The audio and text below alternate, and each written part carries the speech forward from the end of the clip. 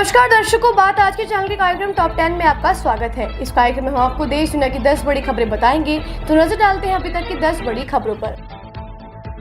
Medical कॉलेजों में दाखिले के लिए नीट यूजी का परीक्षा परिणाम शनिवार को जारी होने की उम्मीद है।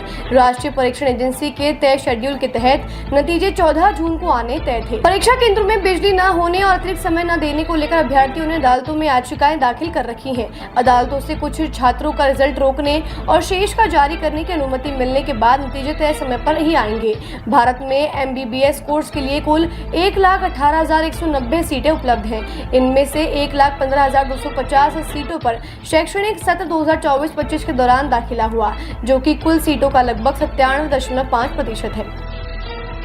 ईरान ने शुक्रवार देर तेल अवीव के खिलाफ जवाबी हमला किया है, जिसमें कई लोग घायल हो गए हैं और कई इमारतें नष्ट हो गई हैं। इजरायल के प्रधानमंत्री बेंजामिन नेतन्याहू ने शुक्रवार को कहा कि इजरायल ईरान के परमाणु ठिकानों के खिलाफ अपना सैन्य अभियान जारी रखेगा।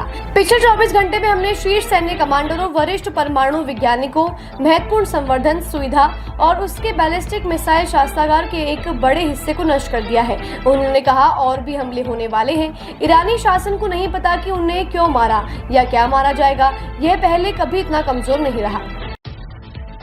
देश की राजधानी दिल्ली को 14 जून को स्वास्थ्य सुविधाओं के क्षेत्र में एक बड़ी सौगात मिलने जा रही है। एक प्रेस कॉन्फ्रेंस में दिल्ली के मुख्यमंत्री रघु गुप्ता ने ऐलान किया कि राजधानी दिल्ली में दिल्ली सरकार 1100 से ज्यादा आयुष्मान आरोग्य मंदिर का निर्माण कर रही है। साथ ही आज 14 जून को दिल्ली सरकार दिल्ली में बन रहे तैयार हुए 33 आयुष्मान आरोग्य मंदिरों का उद्घाटन करेगी। मुख्यमंत्री ने दावा किया है कि अगर मोदी सरकार न होती तो दिल्ली की हालत काफी खराब होती। आज दिल्ली में जितना इंफ्रास्ट्रक्चर है उसमें केंद्र सरकार की हिस्सेदारी सबसे अधिक है। इन 33 आयुष्मान आरोग्य मंदिरों से सीधे लाखों बुजुर्गों और दिव्यांगों को लाभ मिलेगा।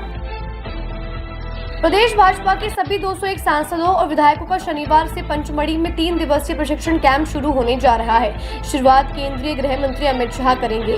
भाजपा प्रदेश अध्यक्ष VD शर्मा ने बताया, भाजपा के जनप्रतिनिधियों के कार्यकाल के दौरान ऐसा वर्ग नियमित होता है। शाह शनिवार दोपहर 1:55 पर भोपाल आएंगे, 2 बजे पंचमढ़ी जाएंगे। उनके साथ CM मोहन यादव भी जाएंगे। कार्यक्रम का समापन राजनाथ सिंह करेंगे। सत्रों में सत्ता संगठन से जुड़े विषयों पर करीब 24 सत्र होंगे। सत्र के दौरान CM doctor Mohan Yadav, cabinet के सभी मंत्री, सांसद एवं विधायक 3 दिन तक कैंप में रहेंगे। खास बात यह है कि पूरे कार्यक्रम स्थल को प्लास्टिक फ्री बनाया गया है।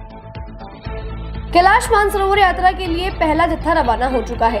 कैलाश मानसरोवर यात्रा के लिए शुक्रवार को 50 यात्रियों का पहला जत्था जवाहरलाल नेहरू भवन से रवाना किया गया है।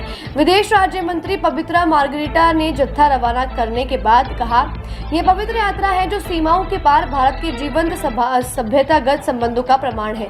उन्होंने यात्रा को फिर से शुरू करने में सहयोग के लिए चीन सरकार की भी सराहना की। सरकार हर साल जून से सितंबर के बीच उत्तराखंड में लिपू लेक दारा 1981 से और सिक्किम में नाथुला दर्रा 2015 से के 2 आधिकारिक मार्गों के जरिए कैलाश मानसरोवर यात्रा संपन्न कराती है। कोविड और उसके बाद चीनी पक्ष द्वारा यात्रा व्यवस्थाओं का नवीनीकरण न करने के कारण 2020 से यह यात्रा बंद थी। इस साल यात्रा के 750 यात्रियों का चयन किया गया है। इंडिया के AI-171 प्लेन क्रैश के कारणों को जानने के लिए नागरिक उड्डयन मंत्रालय ने एक समिति का गठन किया है। यह समिति अहमदाबाद प्लेन क्रैश की जांच तो करेगी ही, साथ ही सुरक्षा मानकों की भी समीक्षा करेगी। इस प्लेन क्रैश विमान में सवार 241 लोग समेत कुल 265 लोगों की मौत हो गई है। यह समिति अहमदाबाद प्लेन क्रैश की जाँच तो करेगी, साथ ही सुरक्षा मानकों की भी समीक्षा करेगी। इस प्लेन क्रैश में विमान में सवार 241 लोग समेत 265 की कुल मौत हो चुकी है।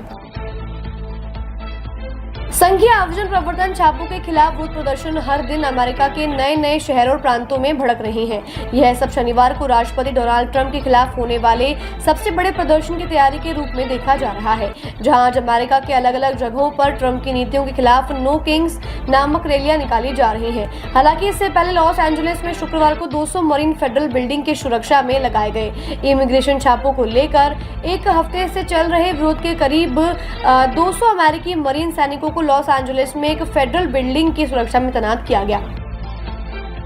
पंजाब, उत्तराखंड समेत उत्तर पश्चिम में 25 जून तक मानसून दस्तक देगा।